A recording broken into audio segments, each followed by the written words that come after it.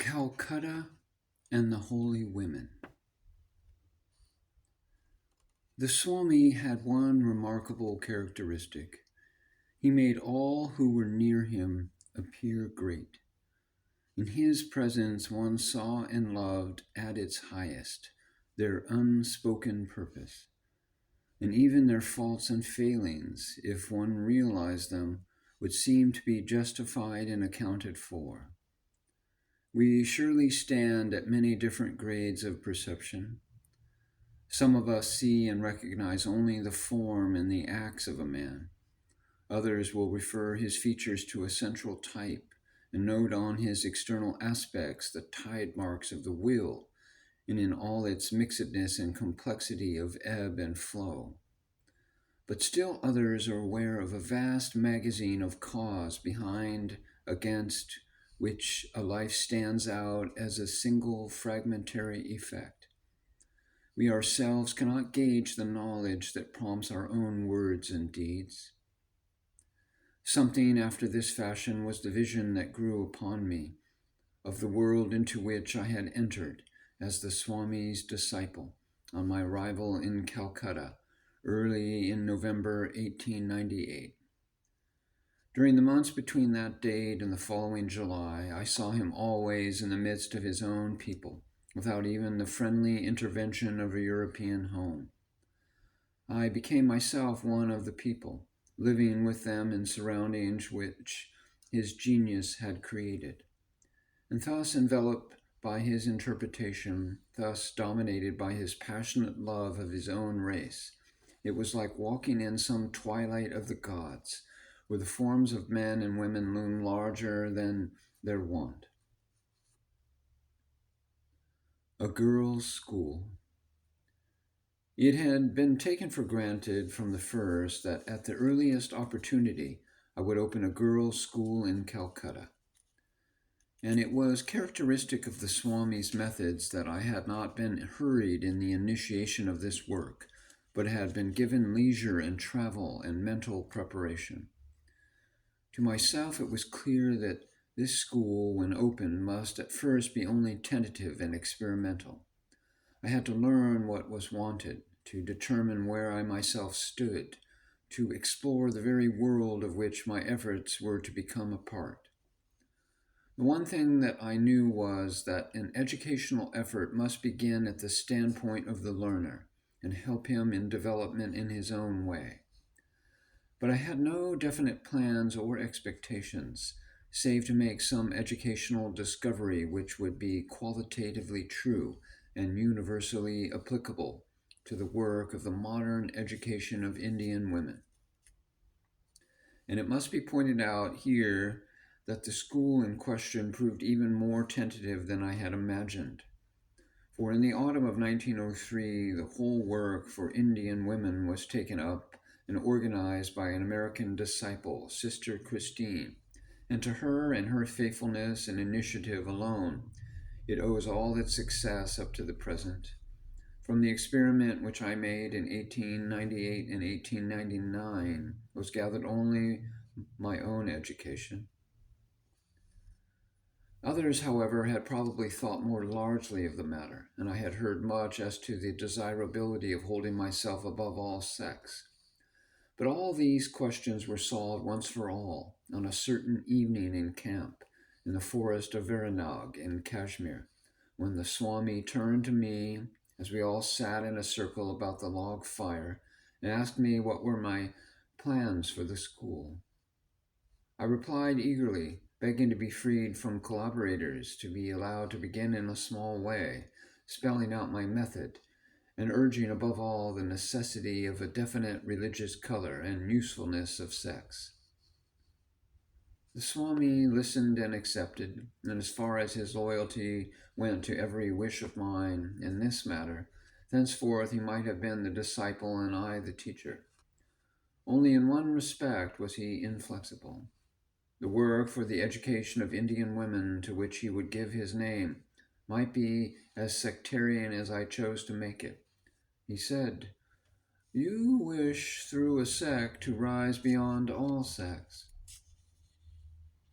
He withdrew at the first sign of hesitation on my side, the name of an Indian lady whose help had been proffered. But he would not, on the other hand, countenance my own seeking of an assistant amongst the few acquaintances I had already made.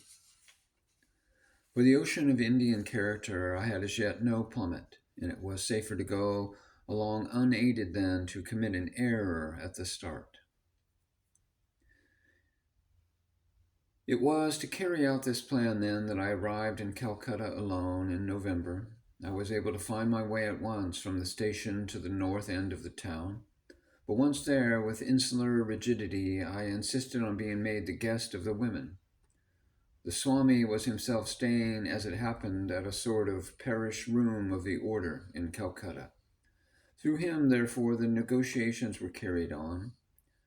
The widow of Sri Ramakrishna, Sharada Devi, or the Holy Mother, as she is called amongst us, was living close by with her community of ladies, and in the course of the day I was accorded possession of an empty room in her house.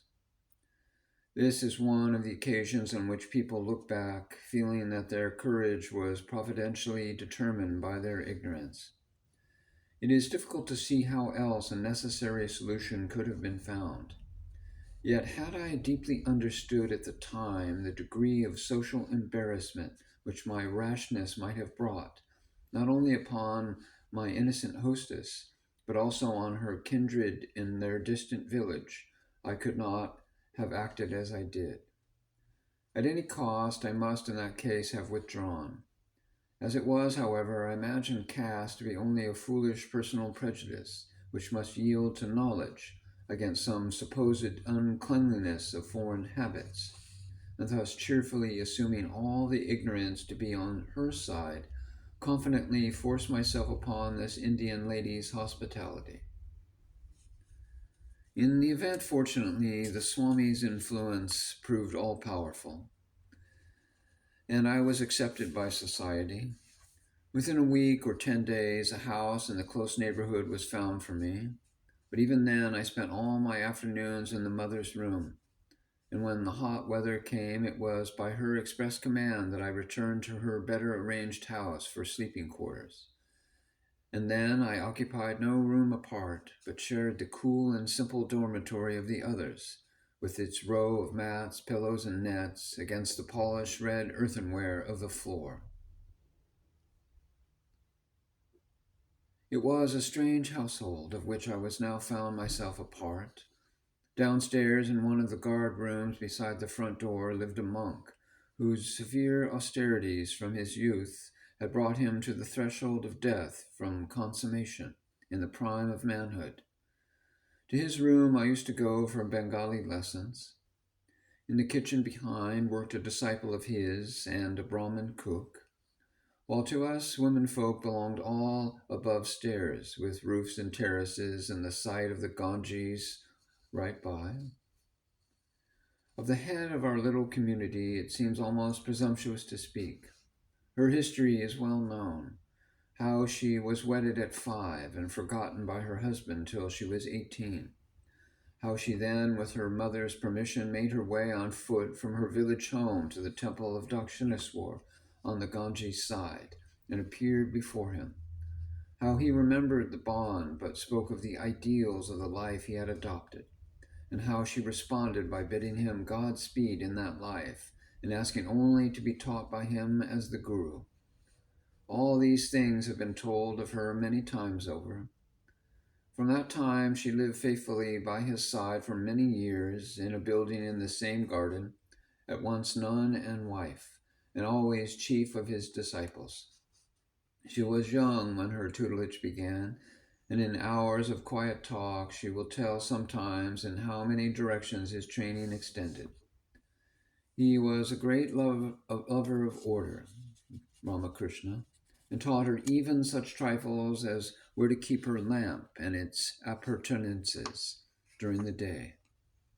He could not endure squalor, and notwithstanding severe asceticism, he loved grace and beauty and gentle dignity of bearing. One story that is told of this period of her life is of her bringing to him a basket of fruit and vegetables one day, with all the eagerness and pride of a happy child. He looked at it gravely and said, "But why so extravagant?" Sri Ramakrishna's love.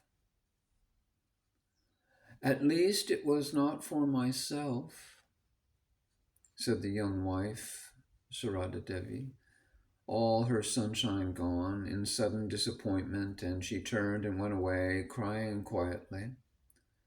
But this Sri Ramakrishna could not bear to see. "Go, one of you," he said, returning to the boys beside him, "and bring her back. My very devotion to God will take wings if I see her weep." So dear she was to him, yet one of her most striking traits is the absolute detachment with which she speaks of the husband she worships. She stands like a rock through cloud and shine, as though about to tell for the fulfillment of every word of his. "But Gurudeb, Divine Master, is the name she calls him by, and not one word of her uttering ever conveys the slightest trace of self-assertion with regard to him. One who did not know who she was would never suspect from speech of hers that her right was stronger or her place closer than that of any other of those about her. It would seem as if the wife had been long ago forgotten, save for her faithfulness in the disciple. Yet so deeply is she reverenced by all about her that there is not one of them who would, for instance, occupy a railway berth above her when traveling. Her very presence is to them a consecration.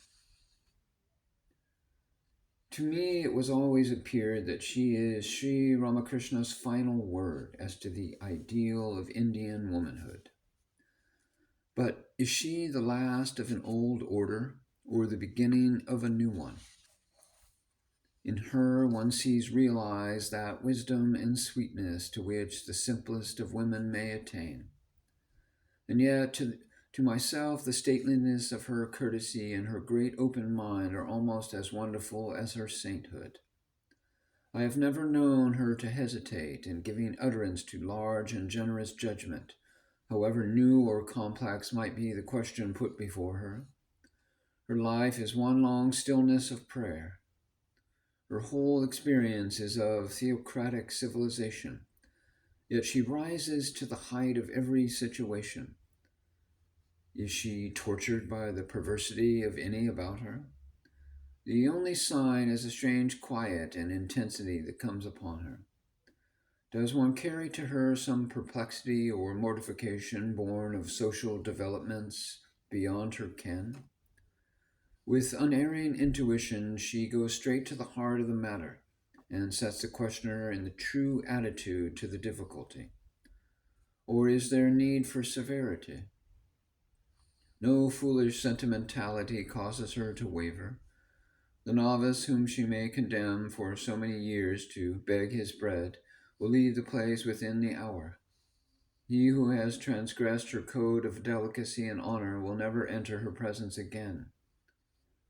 "Can't you see," said Sri Ramakrishna to one who had erred in some such way, "can't you see that the woman in her is wounded, and that is dangerous?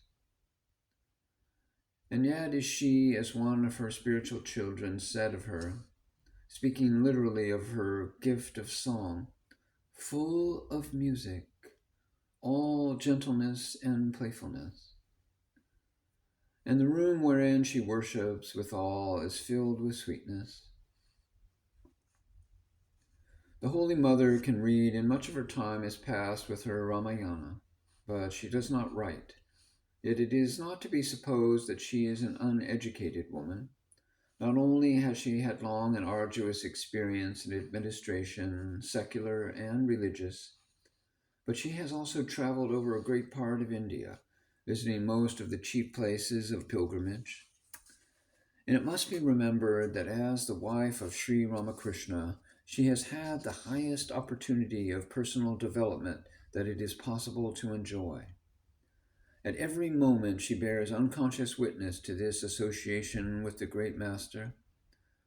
But in nothing perhaps does it speak more loudly than in her instant power to penetrate a new religious feeling or idea. I first realized this gift in the Holy Mother on the occasion of a visit that she paid us in recent years on the afternoon of a certain Easter day. Before that, probably, I had always been too much absorbed when with her in striving to learn what she represented, to think of observing her in the contrary position. On this particular occasion, however, after going over our whole house, the mother and her party expressed a desire to rest in the chapel and hear something of the meaning of the Christian festival. This was followed by Easter music and singing with our small French organ. And in the swiftness of her comprehension and the depth of her sympathy with these resurrection hymns, unimpeded by any foreignness or unfamiliarity in them, we saw revealed for the first time one of the most impressive aspects of the great religious culture of Sharada Devi. The same power is seen to a certain extent in all the women about her who were touched by the hand of Sri Ramakrishna, but in her it has all the strength and certainty of some high and arduous form of scholarship. The same trait came out again one evening when, in the midst of her little circle, the Holy Mother asked my Guru Baji and myself to describe to her a European wedding. With much fun and laughter, personating now the Christian Brahmin and again the bride and bridegroom, we complied. But we were neither of us prepared for the effect of the marriage vow. The marriage vow. For better, for worse, for richer, for poor, in sickness and in health, till death us do part, were the words that drew exclamations of delight from all about us, but none appreciated them as did the mother. Again and again she had them repeated to her. Oh, the dharmic words, the righteous words, she said. Amongst the ladies who lived more or less continuously in the household of Sharada Devi at this time were Gopal's Ma, Jogan Mother, Rose Mother, Sister Luki, and a number of others. These were all widows, the first and the last child widows, and they had all been personal disciples of Sri Ramakrishna when he lived in the temple garden at Dakshineswar. Sister Luki, or Lakshamidi, or Didi, as is the Indian form of her name, was indeed a niece of his, and is still a comparatively young woman. She is widely sought after as a religious teacher and director, and is a most gifted and delightful companion. Sometimes she will repeat page after page of some sacred dialogue out of one of the jatras, or religious operas, or again she will make the quiet room ring with gentle merriment as she poses the different members of the party in groups for religious tableaux. Now it is Kali, and again Saraswati, and another time it will be Jagaddatri, or yet again perhaps Krishna under his Kandaba tree, that she will arrange with picturesque effect and scant dramatic material. Amusements like these were much approved of, it is said, by Sri Ramakrishna, who would sometimes himself, according to the ladies, spend hours in reciting religious plays, taking the part of each player in turns, and making all around him realize the utmost meaning of the prayers and worship uttered in the poetry. Gopal's mother was an old woman. She had already been old 15 or 20 years before, when she had first walked over one day at noon from her cell at Kamarthbati on the Ganges side to see the master in the garden at Dakshineswar. He received her, so they say, standing at his door as if he expected her, and she, whose chosen worship had been for many years Gopala, the baby Krishna, the Christ child of Hinduism, saw him revealed to her as in a vision as she drew near. How true she always was to this! Ever once through all the years that followed did she offer salutations to Sri Ramakrishna who took her henceforth as his mother. And never have I known her to speak of our Holy Mother, save as my daughter-in-law. In the months which I spent with the mother and her ladies, Gopala Ma would sometimes be in Calcutta, and sometimes for weeks together away at Kamarhati.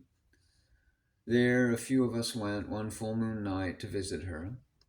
How beautiful was the Ganges as the little boat crept on and on. How beautiful seemed the long flight of steps rising out of the water and leading up through its lofty bathing ghat, past the terraced lawn to the cloister-like veranda on the right, where in a little room built probably in the first place for some servant of the great house at its side, Gopala Ma had lived and told her beads for many a year.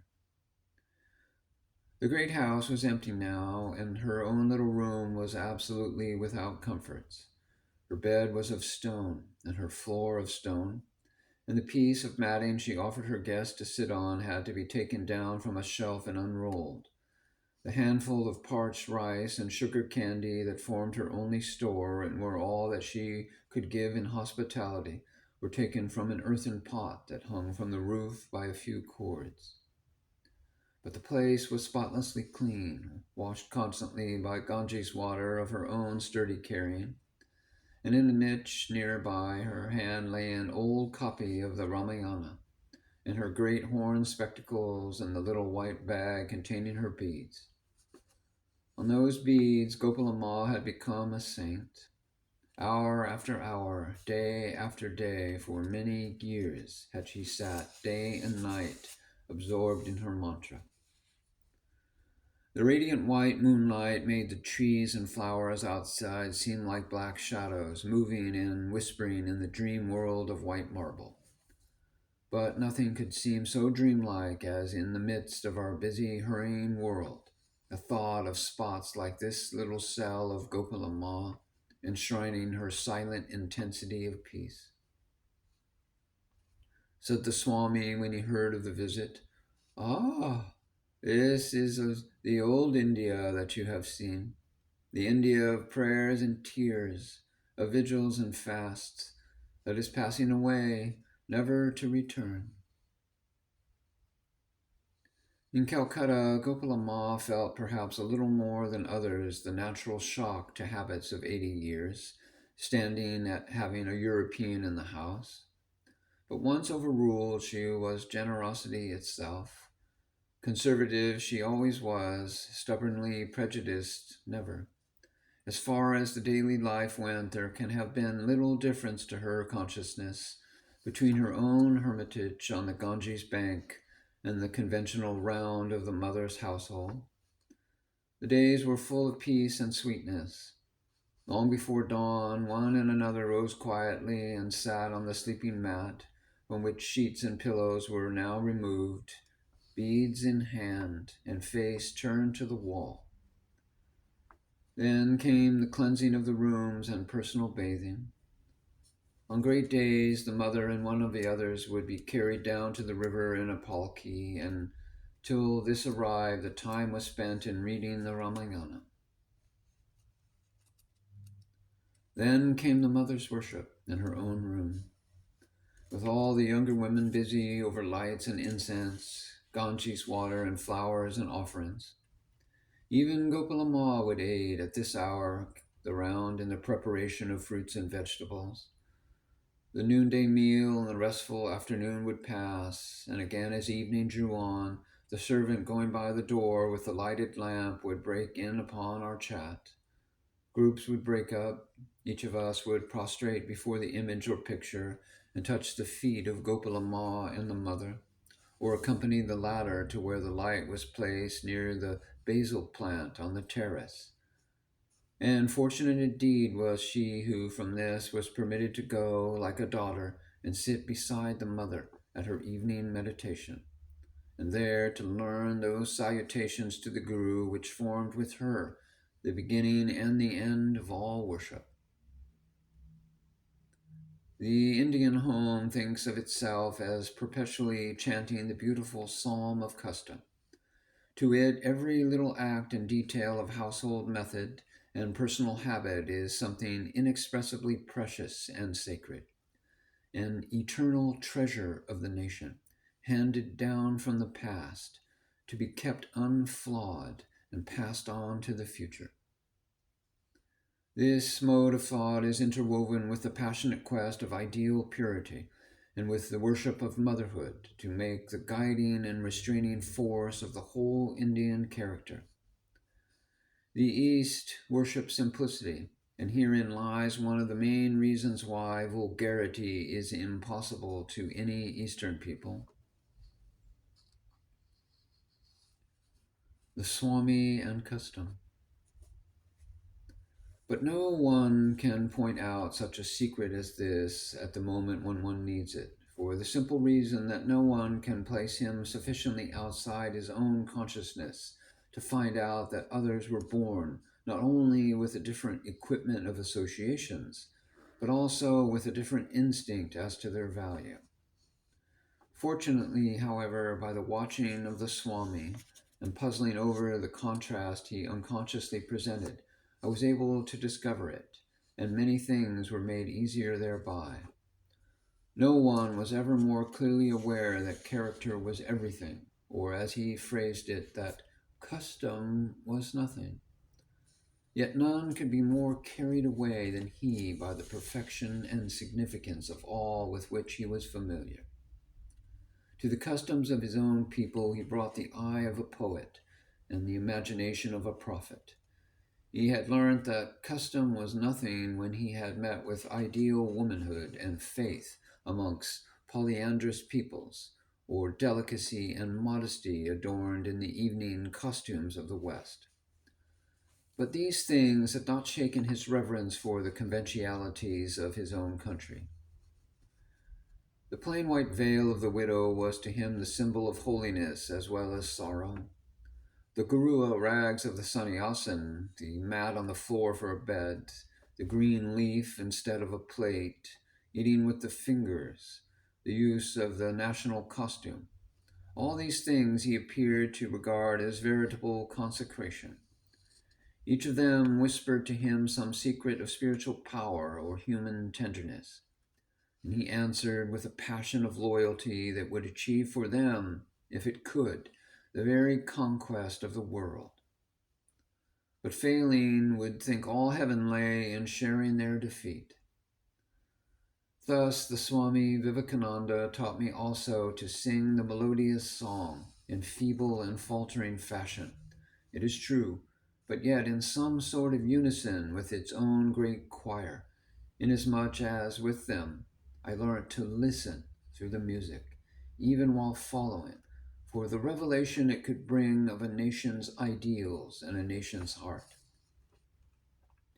So those months between November 1898 and June 1899 was full of happy glimpses. My little school was begun on the day of Kali Puja, and the mother herself came and performed the opening ceremony of worship. At the end, she gave a whispered blessing spoken aloud by Rose Mother.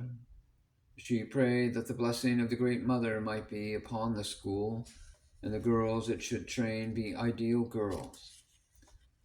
And somehow to know that an undertaking is remembered and fraught with prayer in the lofty mind and heart of our Mother is to me a benediction that makes content. I cannot imagine a grander omen than her blessing, spoken over the educated Hindu womanhood of the future. The Swami lived commonly at the monastery, 5 or 6 miles out of Calcutta and on the opposite bank of the river. But on his frequent visits to town, he would almost always send for me to join him, either at the noon or evening meal, and to those who showed me kindness, he would always make a special effort to offer hospitality at Volume-1, the monastery. Even his smallest actions often had a meaning that was not evident to a new eye. I did not dream when he came to me one day and asked me to cook for him a certain invalid dish that there was any special intention in the request. And when I heard afterwards that on receiving it he had himself eaten very little, preferring to share it with those about him, I was only disappointed, being at that time unaware of the almost sacramental nature of this act. It was many months before I learned to understand the deep forethought and kindness with which he, and also the Holy Mother on his behalf, was constantly working to make a place for me as a foreigner in Hindu society. The aim of his whole life was, as he had said to me in Kashmir, to make Hinduism aggressive like Christianity and Islam. And this was one of the ways in which he sought to realize that ideal and bring equanimity so there would be really no passive or Hinduism or aggressive, but the ideal Hinduism. Hinduism progressive. The same purpose spoke again in his definition of the aids of the Order of Ramakrishna to effect an exchange of the highest ideals of the East and the West, and to realize these in practice. A definition whose perfection and special appropriateness to the present circumstances of India grows on one with time.